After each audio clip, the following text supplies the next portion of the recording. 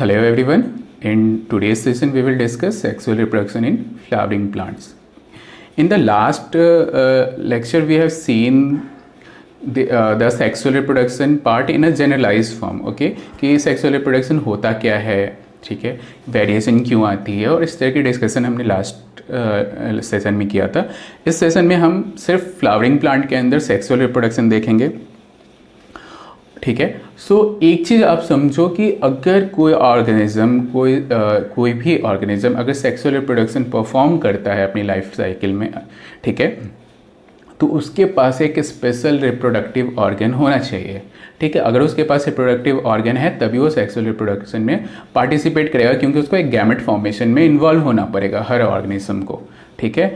तो in this section we will discuss the flowering plant parts. So first point is the sexual reproduction occurs within specialized reproductive organ. और ये flowering plant में जो specialized reproductive organ होंगे वो कौन होंगे? वो होंगे flower. ठीक है. जो flower कलरफुल flower हमको दिखते हैं, अगर उसको आप एज अ प्लांट के एनाटॉमी से देखो तो वो आपको एज अ रिप्रोडक्टिव ऑर्गन की तरह दिखने चाहिए. ठीक है. तो वो कौन? फ्लावर्स. ओके. नाउ अब फ्लावर देखो, इसमें पेडिस और थैलामस के अंदर मैं नहीं जाऊंगा, उसके डिफरेंट फ्लावर के स्ट्रक्चर के अंदर जो हमारे रिप्रोडक्शन के पॉइंट ऑफ व्यू से इम्पॉर्टेंट है, मैं उन पार्ट्स को डिस्कस कर रहा हूँ यहाँ पे. ठीक है. तो प्राइमरली जो स्ट्रक्चर होते हैं फ्लावर के जो रिप्रोडक्शन में इन्वॉल्व हैं डायरेक्टली और इनडायरेक्टली या असिस्ट करते हैं, वो चार हैं. एक है कैलिक्स, दूसरा है Corolla, third one is androecium and the fourth one is gynoecium. ठीक है. जो कैलिक्स होता है उसको सेपल्स भी कहते हैं. वो जो फ्लावर के बेस पे ग्रीन कलर के होते हैं उनको हम सेपल्स कहते हैं. I try to make a rough sketch. ठीक है. ज़्यादा इस डायग्राम पे एक बस आइडिया के लिए आप फोकस करना. Basically I will suggest you कि आप अपने NCERT टेक्स्ट बुक या आप कोई भी रेफरेंस बुक जो आप यूज़ कर रहे हो, आप उस के डायग्राम को रेफर करना है इस टॉपिक के साथ. जब हम sexual reproduction in flowering plant कर रहे हैं तो आप उस सारे डायग्राम्स को अपने टेक्स्ट बुक या रेफरेंस बुक जो भी आपकी है उसके थ्रू क्लियर कर लेना. ठीक है. थियरी यहाँ से देख लो, डायग्राम साथ साथ में वहाँ से देख लेना.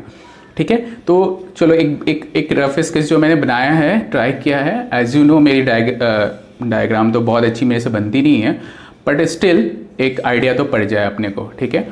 तो देखो, अभी अपन ने कैलिक्स कोरोला की बात कर रहे हैं ना, तो देखो कैलिक्स का कॉमन नेम सेपल्स भी है. ये कहाँ होते हैं? अगर ये एक प्लांट पार्ट का है, इस पार्ट को हम थैलामस कहते हैं. जो सॉलिन पार्ट होता है नीचे की तरफ ग्रीन कलर का भी हो सकता है ना, वहाँ पे ये सेपल्स होते हैं, ये कॉर्नर में. ठीक है. ये मिडल का थैलामस. ये फ्लावर्स के एक टूलिप्स हैं. ठीक है. उसको क्या हिंदी में पंखुड़ी कहते हैं ना, पेटल्स. ठीक है. सिंगल यूनिट को हम पेटल्स कहेंगे. ठीक है. ये जो पार्ट है जो जिसकी मार्किंग नहीं की है, one this side another one this side, ये है आपका स्टेमन. ठीक है. Stamen. This two are stamen. ठीक है. ये जो पूरा पार्ट है यहाँ से यहाँ, ये it is known as carpel. ठीक है. कार्पल मतलब गाइनोसियम, स्टेमन मतलब एंड्रोसियम, पेटल्स को हम क्या कहते हैं? Corolla, calyx. Sepal is calyx. चलो एक बार फिर से देखो, थोड़ा कन्फ्यूजिंग हो गया होगा ना, एक बार वापस से करते हैं. कैलिक्स क्या है? सेपल है. तो डायग्राम में हमको कहाँ दिख रहा है कैलिक्स? सेपल. यहाँ पे ये पार्ट को हम कहते हैं sepal. Second is Corolla. Corolla is petals. ठीक है. कोरोला मतलब फ्लावर के जो एक पंखुड़ी होती है ना, डैट इज पेटल्स. तो एक पर्टिकुलर यूनिट को हम पेटल कहते हैं. ठीक है. Third one is androecium. Androecium क्या? स्टेमन. ये देखो इधर ये दो दिखाया है, ऐसा नहीं कि दो ही होता है, ज़्यादा होते हैं, डिपेंडिंग ऑन फ्लावर कितने हैं, फ्लावर के टाइप पे डिपेंड करता है ये. तो इधर स्टेमन एक इधर मैंने दिखा दिया रिप्रेजेंटेशन के हिसाब से, दो मत मान के चलना. ठीक है. कि दो ही होते हैं. और last one is gynoecium, that is carpel. ठीक है. तो ये एरो गलत होगी. ये पूरा स्ट्रक्चर ऊपर से नीचे तक ये जो है ये कार्पल या गाइनोसियम होता है, that is female reproductive part. Androecium is the mail reproductive part. और ये पेटल्स, ये लोग डायरेक्टली पेटल्स और सेपल्स देखो यहाँ पे, ये दोनों ना डायरेक्टली इन्वॉल्व नहीं है सेक्सुअल रिप्रोडक्शन में, असिस्ट करते हैं. कैसे पॉलिनेशन वगैरह में वो अपन आगे देखेंगे, ठीक है। तो 4 स्ट्रक्चर जो हमारे हैं मेजरली फ्लावर के अंदर, आई होप वो अब तो क्लियर हो गए होंगे। ठीक है, बुरा डायग्राम है, I accept it, but clear तो हो गए ना। बुक में देख लेना, कलरफुल उधर होंगे, ठीक है। नाउ कैलिक्स की बात करते हैं। कौन होता है कैलिक्स भाई? सेपल्स ही होते हैं ना, ठीक है। तो अब सबसे पहली बात करते हैं कैलिक्स के अंदर। Okay, so first part, it is attach to the base of the thalamus. देखो दिख रहा है ना, ये सेपल है, अटैच है थैलेमस के बेस से, ठीक है। Second part, second point, forms the outer most circle, कह रहे हैं यहाँ पे एक मिसिंग है, forms the outer most part की जगह तुम सर्कल कर लो या होल्ड कर लो, ठीक है। तो वो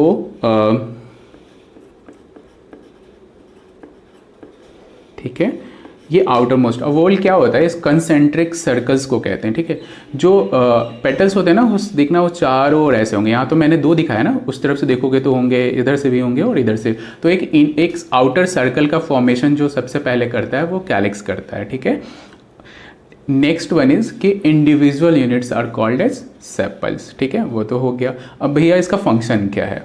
तो जब फ्लावर ना, जब स्टार्टिंग से तो वो खिलना स्टार्ट नहीं करते, तो बंद होते हैं ना, तो जो बर्ड स्टेज में होते हैं, जब बंद होते हैं, तो ये उनका प्रोटेक्शन का काम करता है। और जैसे जैसे फ्लावर ग्रो करते हैं, उनके अंदर डेवलपमेंट होती है, तो वैसे वैसे ये ऐसे खिलता जाता है, और ये अंदर बाहर की तरफ जो सेपल्स होते हैं वो ऐसे बाहर की डायरेक्शन में ऐसे इनका आउटवर्ड मूवमेंट होने लगता है, ठीक है। तो protect the flowers when in bird form, ठीक है। तो हमने किसका देखा? कैलिक्स का देखा, ठीक है। अब हम देखेंगे किसका? कोरोला का, ठीक है। अब कोरोला क्या होता है, ठीक है, उसको एक बार डायग्राम में वापस से हम देखते हैं। हमने कहाँ दिखाया है कोरोला का? अगर सिंगल यूनिट को कहा जाए दैट इज पेटल्स, ठीक है। तो जो फ्लावर के अंदर जो ये पंखुड़ी हिंदी में टुलिप्स होते हैं, एक एक टुलिप्स कहते हैं क्या, पता नहीं है, आई डोंट नो, अगर गलत बोल रहा हूँ तो फॉरगिव मी, ठीक है। तो जो एक सिंगल पेटल्स जो फ्लावर्स के जो पंखुड़ी हैं, उनको हम पेटल्स कहते हैं अगर सिंगल यूनिट की बात करें तो, ठीक है। तो अब थोड़ा कोरोला के बारे में पढ़ते हैं। ये क्या होता है? ये इनर होल बनाता है या कंसेंट्रिक सर्कल। जैसे हमने सेपल्स के अंदर देखा था, वो क्या बनाते हैं? आउटर बनाते हैं होल या कंसेंट्रिक सर्कल, ठीक है। दूसरा, ये सेपल्स के अंदर मिलेंगे। अगर तुम ऐसे आउटलाइन अगर बनाओगे ना कि सेपल का पोजीशन और इसके पोजीशन का अगर सर्कल बनाओगे, तो ये वाला सर्कल कोरोला वाला किसके अंदर मिलेगा? सेपल्स के अंदर मिलेंगे, ठीक है। इसके इंडिविजुअल यूनिट को हम कहते हैं पेटल्स। अब थोड़ा सा पेटल्स के बारे में जान लो, 3-4 पॉइंट है, अच्छा लगेगा जान के, ठीक है। पहला, ये लार्ज है, साइज इसकी बड़ी। देखे हो तुमने फ्लावर्स के अंदर जो वो पंखुड़ी है, होती है, इनकी साइज़ कितनी होती है, किसी की छोटी भी होती है कंपैरेटिव टू द फ्लावर के स्ट्रक्चर। ये एक लार्ज साइज़ होते हैं, है ना, उस पर्टिकुलर फ्लावर के हिसाब से लार्ज साइज़ होते हैं। दूसरा होता है ब्राइट कलर के होते हैं, कलरफुल, है ना, सारे कलर्स में मिल जाते हैं आपको डिपेंडिंग अपॉन फ्लावर। तो इनका कलर का जो काम है, ये सिर्फ हमारे लिए नहीं है कि हमको ये लाल पीला हरे दिखाई दे, ठीक है। तो इनका काम क्या होता है? बेसिकली ये इंसेक्ट को और फ्लाइज को, जैसे कौन से फ्लाइज? बटरफ्लाई हो गए, है ना, तो इन सबको अट्रैक्ट करने के लिए ऐसा ये इनका कलरफुल होते हैं। इवन फ्रेग्रेंस भी जो फ्लावर्स के अंदर होता है, वो सिर्फ इसलिए होता है कि वो इंसेक्ट वगैरह को अट्रैक्ट कर पाएँ, ठीक है। तो वो उसका रीजन पॉलिनेशन होता है, ठीक है। वो सब हम डिस्कस करेंगे पॉलिनेशन के टाइम, पॉलिनेशन जब टॉपिक डील कर रहे होंगे। अभी तो आप समझो कि पेटल्स कैसे होंगे? लार्ज साइज के होंगे कंपेयर टू द फ्लावर के हिसाब से हम बोल रहे हैं। हम एक पेटल को दूसरे पेटल से नहीं यहाँ पे कंपैरिजन करा रहे हैं, हम एक पर्टिकुलर फ्लावर के स्ट्रक्चर के हिसाब से बोल रहे हैं कि उसके अंदर जो भी पेटल का होगा ना, वो बड़ा साइज़ का होगा, लार्ज साइज़ में होगा और ब्राइट कलर का होगा। उसके पीछे रीज़न ये है कि वो पॉलिनेटर्स को या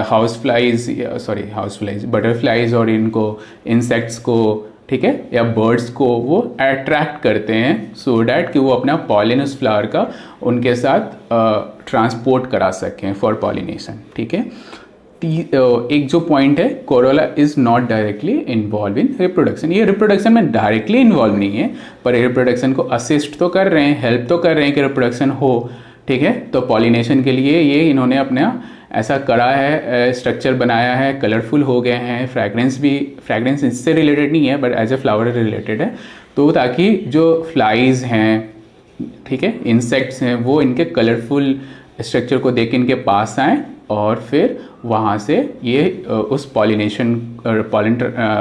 ग्रेन के ट्रांसफ़र में हेल्प कर सकें। तो ये खुद डायरेक्टली इन्वॉल्व नहीं है, बट इनका बहुत ज़्यादा इम्पॉर्टेंट फैक्टर होता है, हेल्पिंग नेचर होती है इनकी रिप्रोडक्शन के अंदर, सेक्सुअल रिप्रोडक्शन के अंदर। ठीक है, नाउ कोरोला कर लिया, अब एंड्रोसियम की बात कर रहे हैं ना। एंड्रोसियम स्टेमन, ये अभी पीछे दिखाया था ना कि वो वहाँ पे 2 स्टेमन थे, उसको यहाँ पे अलग से फिर से ड्रॉ किया है। तो स्टेमन के अंदर ना 2 पार्ट होता है, 2 कंपोनेंट होता है। सबसे पहले मैं डायग्राम पे आ जाओ, डायग्राम को देख लो। ऊपर में ये जो स्ट्रक्चर है इसको हम कहते हैं एंथर। ठीक है, और ये जो स्टॉक लाइक स्ट्रक्चर, जो ट्यूब लाइक आपको दिख रहा है, वो है फिलामेंट। ठीक है, तो 2 हो गए पार्ट एंड्रोसियम स्टेमन के, एक हुआ एंथर, दूसरा हुआ फिलामेंट। ओके, नाउ एक एक करके सारे पॉइंट डिस्कस कर लेते हैं। पहला कि इंडिविजुअल यूनिट आर स्टेमन। ठीक है, तो इंडिविजुअल यूनिट हमारे क्या है, स्टेमन है, और उसके फिर ये 2 पार्ट हैं, कौन कौन से, एंथर एंड फिलामेंट। ठीक है, ठीक है, देखो पहला जो सर्कल, आउटर सर्कल बना रहा था वो सेपल बना रहा था, है ना, दैट इज कैलिक्स। जो उसके बाद का जो सर्कल बना रहा था एक तरह से फ्लावर के चारों ओर, वो बना रहा था कोरोला, वो कैलिक्स के अंदर था, दैट इज सेकेंड। अब एंड्रोसियम या स्टेमन जो होता है ना, third whorl of a plant बनाते हैं, दैट इज वो थर्ड सर्कल बनाते हैं। Stamen is a male reproductive organ, ये बिल्कुल याद होना चाहिए। ठीक है, stamen is a male reproductive organ. ठीक है, next one, there may be several stamens in a flower. जैसा मैंने पहले भी बोला कि ऐसा मत 2 बनाया तो ये मत सोच लेना कि 2 ही होते हैं, बहुत सारे हो सकते हैं, डिपेंड करता है फ्लावर कौन सा है। ठीक है, तो ओके, हाँ, तो जो सिंगल स्टेमन होता है, जो इस डायग्राम में भी दिख रही होगी आपको, एक एंथर, और ये फिलामेंट को स्टॉक भी कहते हैं, तो ये याद रखना। ठीक है, अब थोड़ी सी बात अपन एंथर की करेंगे क्योंकि ये बहुत इंपॉर्टेंट है। ठीक है, ये जो स्ट्रक्चर है ना, ये 2 लोब्स, इसको बाय लोब स्ट्रक्चर कहते हैं। इसके बारे में थोड़ा और डिटेल बात करते हैं। ठीक है, ओके, नाउ एंथर। तो एंथर कैसा होगा, सिर्फ एंथर की अपन बात कर रहे हैं ना, तो एंथर कैसा दिखने में होगा, सॉलिन होगा, फुला हुआ टाइप का दिखेगा, है ना, बायलॉब्ड स्ट्रक्चर। ठीक है, कैसे बायलॉब्ड, याद है ना, अभी देखा है हमने, यहाँ पे ये 2 लोब हुए हैं, तो इसलिए इसको बायलॉब्ड स्ट्रक्चर कहें हैं। ठीक है, ना इसके हर लोब में 2-2 चैम्बर होते हैं, तो टोटल कितने चैम्बर हो गए, 4। एक में 2 चैम्बर, और बायलॉब्ड है तो 4 चैम्बर। ठीक है, उस चैम्बर को अपने बायोलॉजिकल लैंग्वेज में हम पॉलन सैक कहते हैं। ठीक है, पॉलन सैक के अंदर क्या होगा, पॉलन, एंथर जो होगा उसके अंदर होगा पॉलन ग्रेन्स, और यही तो ट्रांसफ़र होंगे और यही तो पार्टिसिपेट करेंगे सेक्सुअल रिप्रोडक्शन के अंदर। यानी हमारा जो गैमेट कौन सा होगा, वो होगा पॉलन ग्रेन्स। जो पॉलन ग्रेन होते हैं ना, वो पाउडरी स्ट्रक्चर टाइप के दिखेंगे। ठीक है, तो ये हुआ pollen grain, and pollen grain are male gamete. Male gamete कौन है, पॉलन ग्रेन, पर मेल रिप्रोडक्टिव स्ट्रक्चर कौन है, स्टेमन, एंथर नहीं, स्टेमन। ठीक है, तो ये तो हो गया हमारा एंड्रोसियम की बात, यानी कि स्टेमन की बात हमने कर ली। अब हमारा 4th स्ट्रक्चर रह गया है, जो कि है gynoecium, that is female reproductive part. Okay, so now gynoecium क्या होता है, इसको हम कार्पेल भी कहते हैं और पिस्टिल भी कहते हैं। देखो यहाँ पे एक रफ स्केच मैंने ड्रॉ करा है, आप इसको देखो। लास्ट टाइम देखो, ये पूरा स्ट्रक्चर यहाँ से लेके यहाँ तक इज अ कार्पल या पिस्टिल। ठीक है, कार्पल भी कहते हैं, पिस्टिल भी, ये पूरे स्ट्रक्चर को। पर ये पूरा स्ट्रक्चर ना 3 पार्ट में डिवाइडेड है। ऊपर का ये जो पार्ट है, डिस्टल पार्ट, इसको हम कहते हैं स्टिग्मा, और ये ट्यूब लाइक जो पार्ट है वो स्टाइल, और जो मेन रिप्रोडक्टिव पार्ट होता है वो होता है ओवरी। ठीक है, ये तो डायग्राम का पार्ट हुआ। अभी और इसको डिस्कस करेंगे, है ना। आ जाओ इधर। गाइनोसियम, गाइनोसियम का पहला पॉइंट हमने देख लिया, दैट इज कार्पल और पिस्टिल। ठीक है, इसका अदर नेम है। दूसरा इसका इंपॉर्टेंट पॉइंट क्या है कि it is a female reproductive part. ठीक है, gynoecium that is carpel is the female reproductive part in the flowering plant, और male reproductive part in the flowering plant is stamen. ठीक है, but male gamete is pollen grains, है ना। तो इसका structure कैसा है, फ्लास्क शेप्ड स्ट्रक्चर दिख रहा है ना। आप तो बेटर जानते हो फ्लास्क कैसे होते हैं, तो ये फ्लास्क शेप्ड स्ट्रक्चर है। It is made of 3 part, stigma, style and ovary. ठीक है, अब अपन क्या करेंगे, इनको इंडिविजुअली डिस्कस करेंगे। ठीक है, तो सबसे पहले स्टिग्मा। स्टिग्मा जो होता है ये distal part of the carpel, यानी सबसे ऊपर का पार्ट बाहर की तरफ का है। ठीक है, इसका बहुत इंपॉर्टेंट फंक्शन है। ये क्या करता है, जो भी पॉलन ग्रेन्स आएंगे, ये देखो पॉलन ग्रेन्स अगर इधर आ रहे हैं तो वो स्टिग्मा पे लैंड करेंगे, मतलब इसके ऊपर होगा। यानी कि फीमेल रिप्रोडक्टिव पार्ट के अंदर स्टिग्मा ही वो पार्ट है जो मेल गैमेट्स को सबसे पहले रिसीव करता है। ठीक है, मेल गैमेट यहीं पे लैंड करेंगे और उसके बाद स्टाइल से होते हुए वो ओवरी तक जाएंगे। समझ में आ गई ना। तो इसीलिए it receive pollen grains during pollination. ठीक है, डिस्टल पार्ट तो हमने डिस्कस कर ही लिया है। अब स्टाइल की बात करें। स्टाइल बस एक ट्रांसपोर्टिंग स्ट्रक्चर की तरह है। देखो क्या है, ये मिडिल पार्ट है। ऑब्वियसली स्टिग्मा ऊपर होगी तो ये उसके नीचे है, तो मिडिल आ गए। एलोंगेटेड ट्यूबुलर, ट्यूब-लाइक स्ट्रक्चर है इसलिए ट्यूबुलर स्ट्रक्चर किया। क्या कनेक्ट कर रहा है स्टिग्मा को ओवरी से, बेसिकली क्या कर रहा है, ये पैसेज प्रोवाइड कर रहा है पॉलन ग्रेन को। एक बार अगर वो स्टिग्मा पे आ जाए तो स्टिग्मा से वो जा सके ओवरी तक थ्रू स्टाइल। ठीक है, तो दिस इज द स्टाइल वाला। अब देखते हैं हम ओवरी की बात करेंगे, है ना। ओके, सो ओवरी क्या होता है, तो it is a basal part, सबसे नीचे बेस पे रहता है, सॉलेन होता है, दिखा ही है आपको डायग्राम में। जो सबसे इंपॉर्टेंट है कि ओवरी के अंदर क्या होते हैं, ओव्यूल्स। ठीक है, ओवरी के अंदर क्या होंगे, ओव्यूल्स। तो ओव्यूल का क्या काम है वो हम देखेंगे। तो पहले थोड़ा स्ट्रक्चर वाइज देख लेते हैं। सबसे पहली बात कि ओवरी बियर्स सेवरल ओव्यूल्स। ठीक है, दूसरा ovules is attach to the ovary through placenta. Placenta तो सुना ही होगा, है ना, बट यहाँ पे हम फ्लावरिंग प्लांट की प्लासेंटा की बात कर रहे हैं। तो प्लासेंटा क्या करता है, ओव्यूल को ओवरी से अटैच करता है। ठीक है, दूसरी बात, each ovule has a embryo sac. देखो वहाँ पे था पॉलन सैक, यहाँ पे है एम्ब्रियो सैक। ठीक है, वहाँ एंथर के अंदर पॉलन सैक था, यहाँ एम्ब्रियो सैक किसके अंदर है, ओव्यूल के अंदर। ओवरी के अंदर मत कह देना, ओवरी के अंदर ओव्यूल है और ओवरी और ओव्यूल आपस में कनेक्टेड हैं प्लासेंटा के थ्रू। ठीक है, तो embryo sac is it's a part within ovule. ठीक है, और each embryo sac contain eggs. जैसे वहाँ पॉलन सैक के अंदर पॉलन ग्रेन था, लाइकवाइज यहाँ एम्ब्रियो सैक के अंदर एग है। ठीक है, और हम जानते हैं कि अगर एग इज अ गैमेट तो उसकी कंडीशन हैप्लॉइड ही होगी, डिप्लॉइड नहीं होगी। तो पॉलन ग्रेन का भी कंडीशन कैसा होगा, हैप्लॉइड ही होगा, डिप्लॉइड नहीं होगा। ठीक है, तो अब देखो अभी तक क्लियर हो गया क्या, ओवरी था, ओवरी के अंदर ओव्यूल है, ओव्यूल के अंदर एम्ब्रियो सैक है, एम्ब्रियो सैक के अंदर एग है, और एग कैसा होगा, हैप्लॉइड स्ट्रक्चर होगा, यानी कि उसके जो जेनेटिक मटेरियल होंगे वो पैरेंट के रेस्पेक्ट में हाफ होंगे। ठीक है, और जो एग है वही तो फीमेल गैमेट है। जो मेल गैमेट था वो कौन था, पॉलन ग्रेन्स, एग्जैक्टली।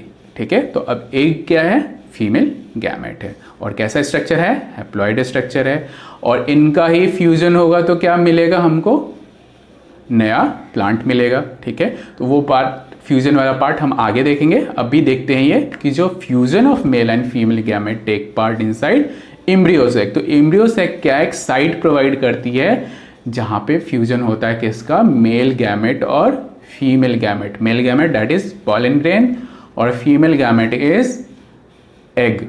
तो फ्यूजन ऑफ मेल और फीमेल गैमेट कहाँ, अगर हमसे कोई पूछे कहाँ होगा, तो the location will be embryo sac, ठीक है। सो आई होप इतना तो क्लियर हो गया ना अपना फीमेल रिप्रोडक्टिव सिस्टम का, ठीक है। So we will discuss next the